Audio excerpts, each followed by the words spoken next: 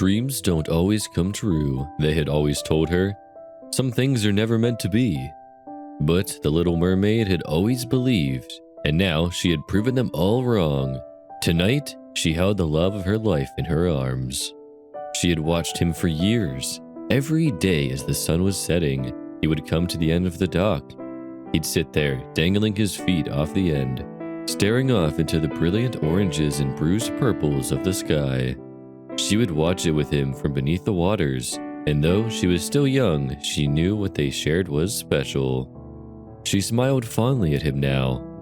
They had both grown so much since then. His body had grown hairy, his limbs long. The changes she remembered fondly, how his legs hung even closer to the water with each passing year, and how the stones he skipped went further and further.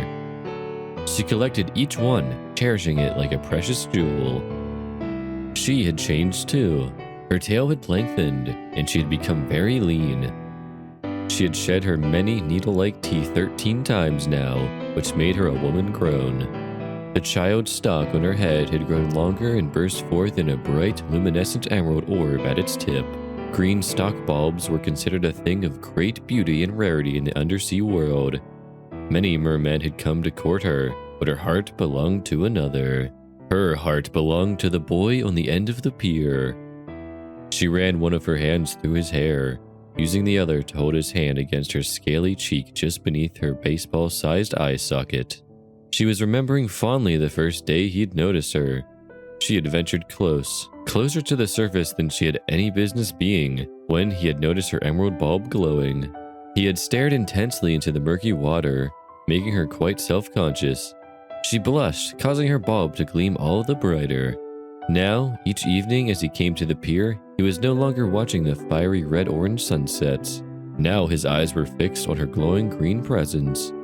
It was intoxicating to her, and each day she found herself moving closer and closer to him, his eyes wide with wonder.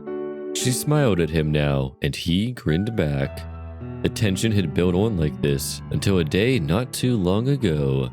She had been right on the verge of breaching the surface of the water when she noticed him stripping off his shirt and shoes. Bemused, she retreated a bit beneath the waves. Finally, elation! He dived in to be with her! Oh, how joyous their meeting had been! How quickly she had taken him in her arms! He was shouting with joy, holding on to her oh so tightly. She hugged him back, ecstatic in the bliss of finally being together. They frolicked together for what seemed like hours before she finally loosened him from her grasp. Taking him by the hand, she led him down to her home beneath the waves. Ever since then, they'd been as happy as two people could be. Day by day, his smile grew wider, and she knew she had found bliss.